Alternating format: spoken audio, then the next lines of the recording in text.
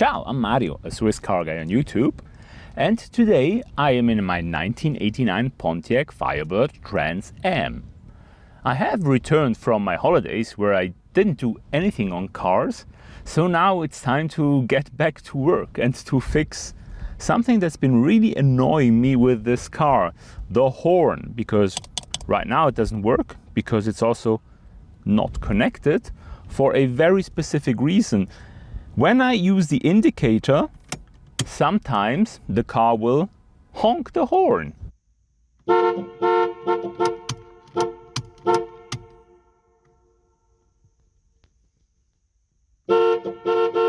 And not only will the car honk the horn when I indicate, sometimes also when I turn the steering wheel. So I reckon there must be something in the contacts behind the steering wheel, maybe in the cancel cam or something like this. So I will attempt to remove the steering wheel, remove the cancel cam, and also replace it, because I got a new one, because on my cancel cam also the little finger that holds the horn wire has broken, so I will try to replace the whole thing, and maybe that fixes my issue. And if it doesn't, then it's not good. But in German they say Versuch macht klug, which is like trial makes smarter. So let's just try it. Let's see if it fixes the problem, and if it fixes it, great. Okay, let's start by removing the nut from the steering wheel, if I can get onto it.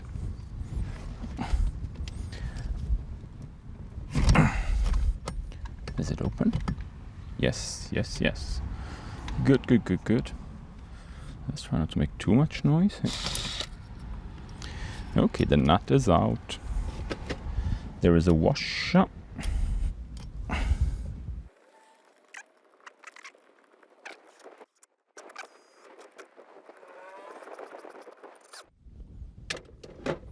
That's it. It's already out. That didn't take a lot of time. Good. Now, here we have a steering lock plate, this thing, and I think I need to thread onto here and then push this away so that I can get it out, I reckon, because there's a lock ring or something like that. So let's attempt it. A lock plate, I believe, and I bought a lock plate remover, which is basically this thing. Let's see if I have the proper thread size. Nope. This doesn't work.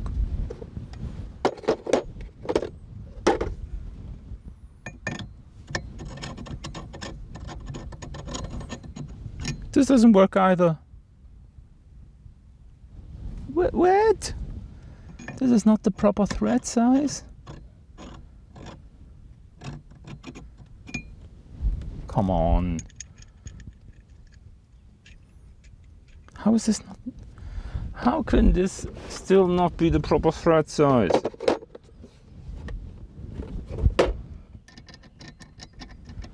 This is the second steering lock plate remover I bought, and it doesn't have the right size. Because you need to compress this in order to get it out. There's a lock ring down there.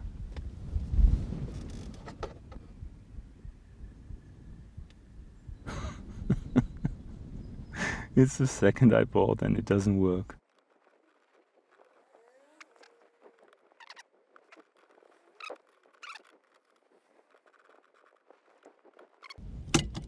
This is not the right thread. God damn it.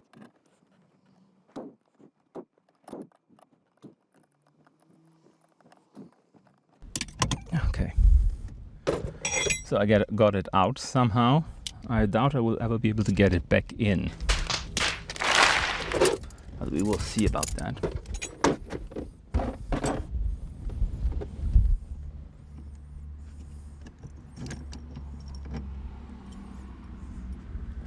Okay, so this part comes out. This ring really holds it in. Wow. And here we have the cancel cam, which is a bit worse for wear. Yeah, it doesn't look that good. And here's the inside of the cancel cam.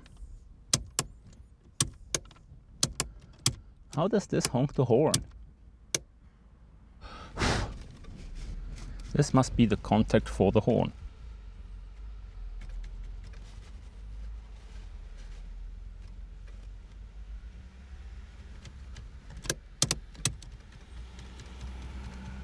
I hear the relay clicking whenever I push it. I don't know if this is right.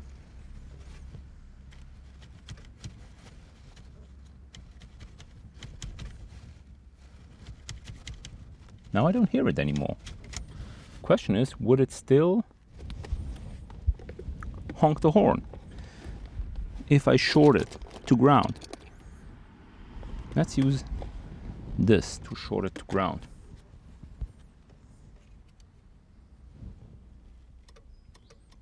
Yep.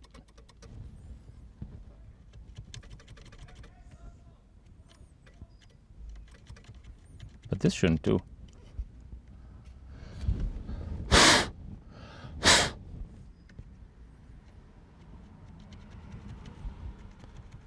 There was some debris underneath. Now, if I just push it down, it doesn't activate the relay. So let's try to short it again.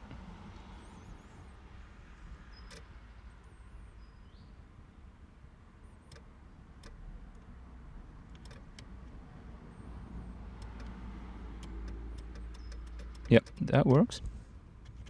And this does nothing. Good. Nope, it still does it.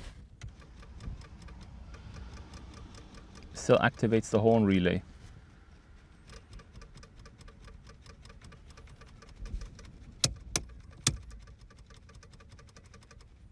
This is not right.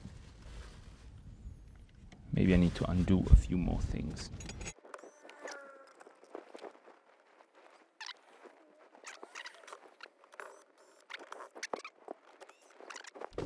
Now this should all come out as one unit. Sort of. Maybe. Ideal. Okay, there's still wiring. Of course there is wiring. Oh look, but now I got the bottom of... Oh my god, it's the switch. Maybe this makes contact somehow, all this grease. So let's get the grease nicely out of the way. Okay, so I think I figured it out. The back part of where this little contact for a horn sits had bent down, and when applying force to it, it was making contact with the housing behind, which would short the steering wheel. I bent it back and now it doesn't seem to make anything. And also the horn relay, I think, is still clicking when I do this. Yep, it goes right away. So I think I fixed this. However, I now have to put back the steering lock plate, which I don't have the proper tool for, so this is going to be a bit of a struggle.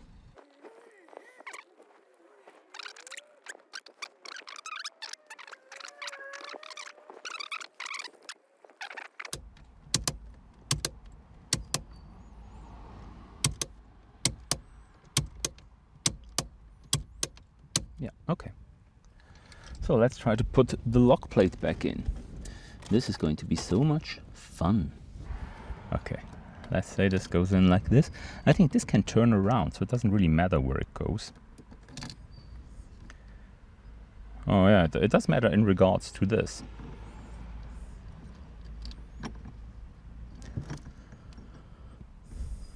This will be a lot of fun, because I need to compress the spring underneath. So, yeah.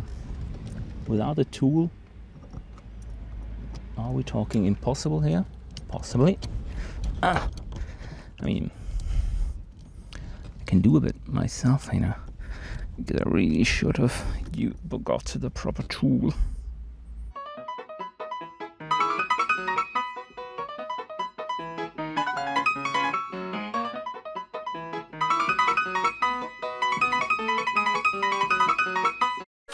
To 6 days later.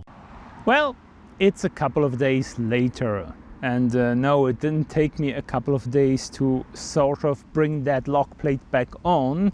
It only took me 5 hours. It took me 5 hours to do that, and I managed Well, first I tried with violence. You see, I even used my feet to press against, but that didn't work. So I ended up building a jig out of the steering wheel puller along with some bolts, and it took me so many attempts, and ultimately it worked. I managed to get the lock plate back on, but if you don't have the proper tool to remove a lock plate, don't remove it, because putting it back on turned out to be way more difficult. Yeah, also I don't understand why my tool didn't work, because I bought 2 lock plate removers. The first one, it didn't fit. The winding was different. It was like a different thread, even though there are 2 supplied.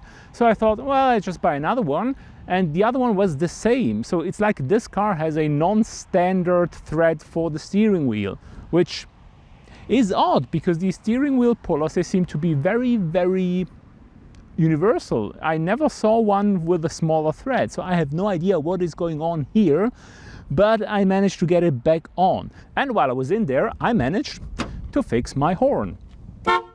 And it was really the back of the housing that contains like the cable that goes to the horn that was making contact with the rear. So I just put a little bit of tape behind it, and now it's isolated. The horn doesn't honk anymore when I indicate or when I turn the steering wheel, so all is good on that regard. But that was not the only thing that I did. While I was in there, I also lubricated the mechanism of the indicator, because my indicator was quite stiff, and now it's way smoother. It's still a bit stiff, but I think that's in the nature of the indicator itself.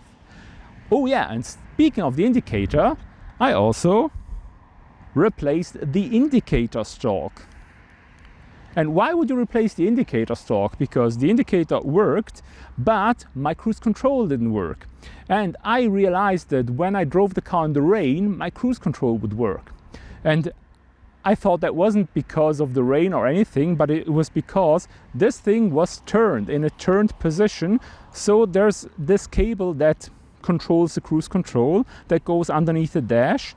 And I reckon it has a break somewhere or a loose contact. So whenever you switch the windscreen wipers on, it would make contact, and when you switch them off, it wouldn't. Therefore, the cruise control only worked with the wipers on. I replaced the entire stalk.